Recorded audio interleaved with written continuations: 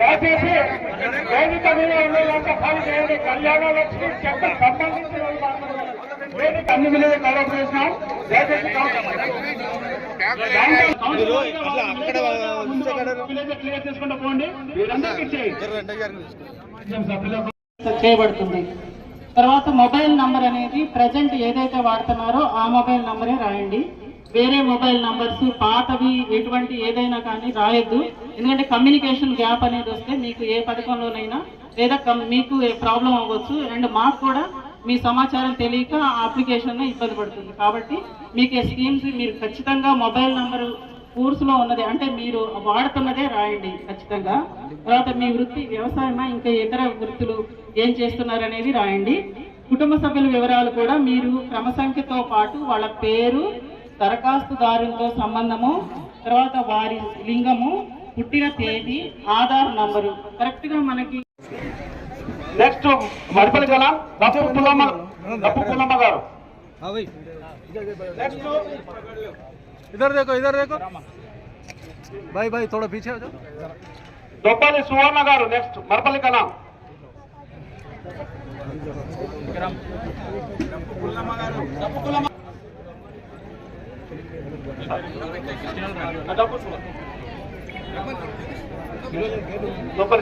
దొప్పల్లి సువర్ణ. మీ Lalitamma. Next sir మీరు sir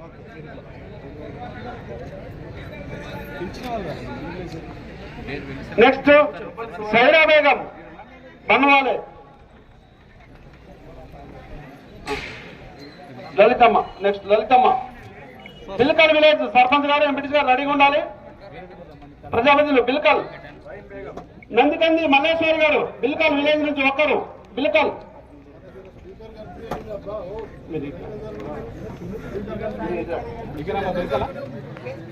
బిల్కల్.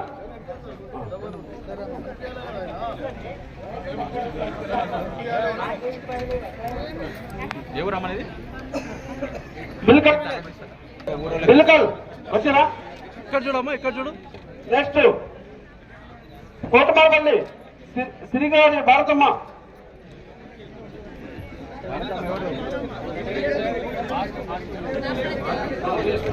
భారతమ్మనా?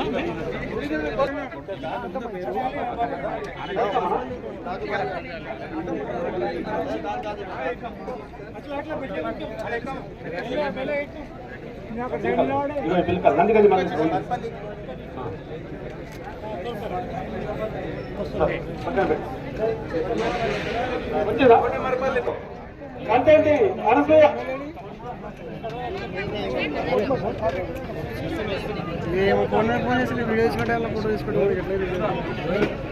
పిల్లిగొండ Goundla పట్న గారు సర్పంచ్ గారు, ఎంపీటీసీ గారు కావాలి. గౌండ్ల పట్న గారు పిల్లిగొండ.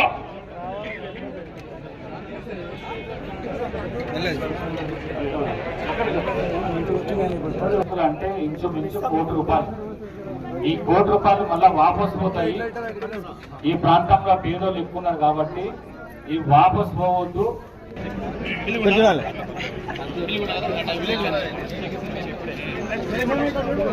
పిల్లిగొండ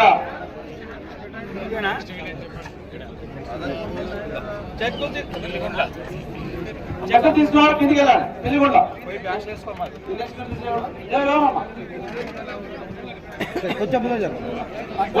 రాంబూరావు. నేను కూర్చోండి పక్కన. స్థానిక సర్పంచ్ శ్రీమతి అబుదాబి మహమూద్ గారు, మరి మర్పల్లి మండల జడ్పీటీ సభ్యులు, మర్పల్లి మండల ఎంపీపీ శ్రీమతి లలిత గారు, మరి అదేవిధంగా పెద్దలు కృష్ణారెడ్డి గారు,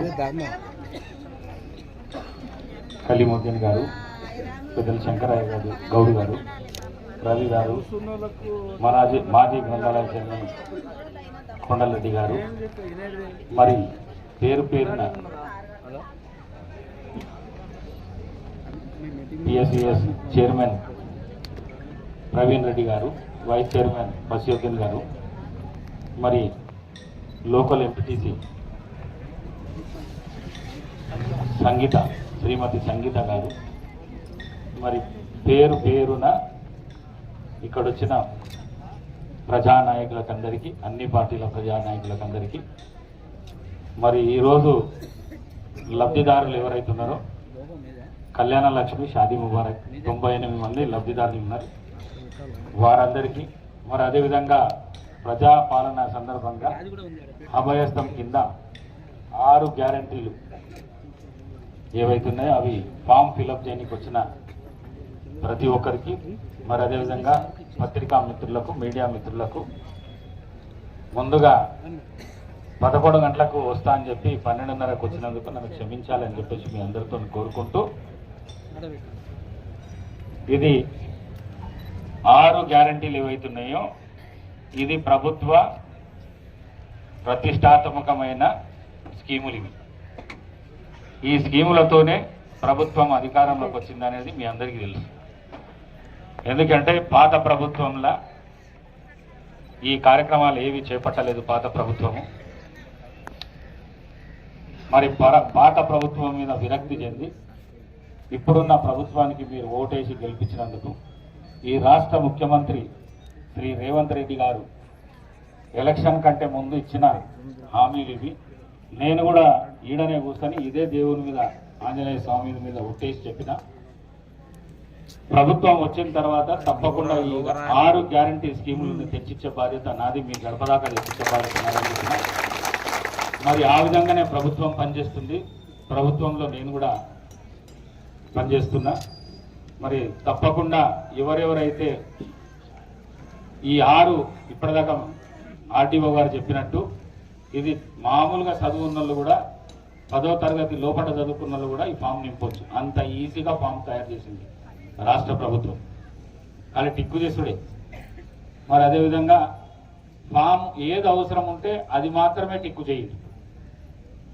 మనం అగడుకు వచ్చి అన్ని టిక్కు చేసినాం అనుకో, దాన్ని ఎంక్వైరీ చేయాలంటే చాలా కష్టం. అందుకే అవసరం ఉన్న మాత్రానికే టిక్కు చేయదు.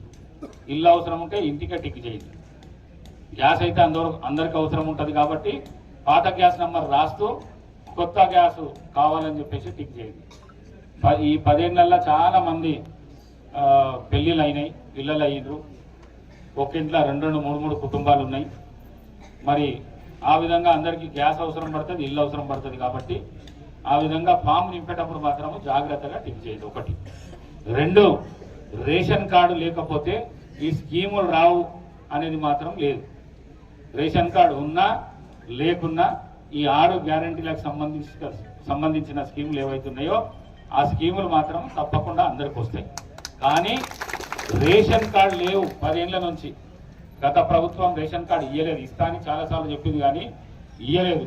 కానీ ఇప్పుడున్న ప్రభుత్వం ఏదైతే రేవంత్ రెడ్డి గారి నాయకత్వంలో ప్రభుత్వం ఉన్నదో ఆ ప్రభుత్వం రేషన్ కార్డు కూడా ఇయ్యాలని నిర్ణయం చేసింది. కాబట్టి రేషన్ కార్డు లేని ప్రతి ఒక్కరూ తిలకాగితం మీద చేత్తో రాసి మీరు సబ్మిట్ చేస్తే మీకు ఒక రిసిప్ట్ కూడా ఇస్తారు. రేషన్ కార్డు కావాలని సబ్మిట్ చేస్తే ఒక రిసిప్ట్ కూడా ఇస్తారు. కావాలంటే ఆ రేషన్ కార్డు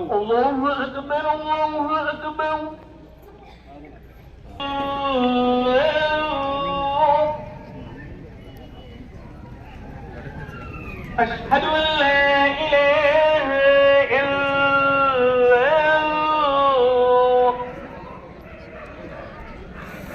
أشهد أن అంతేనా?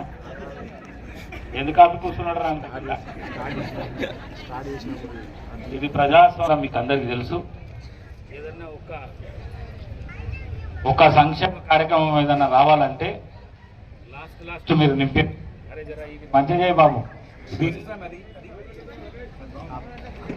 స్కీమ్ రావాలంటే జిరాక్స్ల మీద జిరాక్స్లు, జిరాక్స్ల మీద జిరాక్స్లు, జిరాక్స్ల మీద జిరాక్స్లు చేసి ఇచ్చిన సందర్భం ఉంటే కూడా ఒక్క సంక్షేమ కార్యక్రమం మన ఇంటి దగ్గర అందుకే ఈ ప్రభుత్వం ఆలోచన చేసి పేదవారికి ఎక్కడ కూడా కష్టం కలగకుండా 6 సంక్షేమ కార్యక్రమాలు ఒకటే అప్లికేషన్లో పెట్టి 6టికి ఒకటే రిసిప్ట్ ఇచ్చి ఆ విధంగా సంక్షేమ కార్యక్రమాలు ప్రతి ఇంటికి అందే విధంగా ఇవాళ ఈ అప్లికేషన్ తయారు చేసింది గవర్నమెంట్. ఇది చాలా ఈజీగా ఉన్నది. ఈ అప్లికేషన్ నింపాలంటే చాలా ఈజీగా ఉన్నది. ఇప్పటిదాకా ఆర్డీఓ గారు చాలా చక్కగా చెప్పిండ్రు, మీకు వివరించారు. మరి అట్లనే మీరు నన్ను మంచి మెజారిటీ ఇచ్చి ఎమ్మెల్యే చేసి హైదరాబాద్ పంపిస్తే అక్కడున్న అన్ని పార్టీలు, ప్రతిపక్షాలు కానీ పాలకపక్షం కానీ అందరు కలిసి నన్ను స్పీకర్ చేసి మీకు సేవను అందించడం. 10 ఏళ్లలో గత పాలకులకు సంబంధించిన నాయకులు కూడా ఉన్నారు, కానీ 10 ఏళ్లలో మనకు ఎక్కడ కూడా అభివృద్ధి కార్యక్రమాలు జరగలేవు, ఏది జరగలేదు. కానీ ఇప్పుడు ఇది పాత కాలంలో స్వర్గీయ రాజశేఖర రెడ్డి ఏదైతే ఇందిరమ్మ పాలన తీసుకొని వచ్చిండో ఆ మాదిరిగానే రేవంత్ రెడ్డి గారి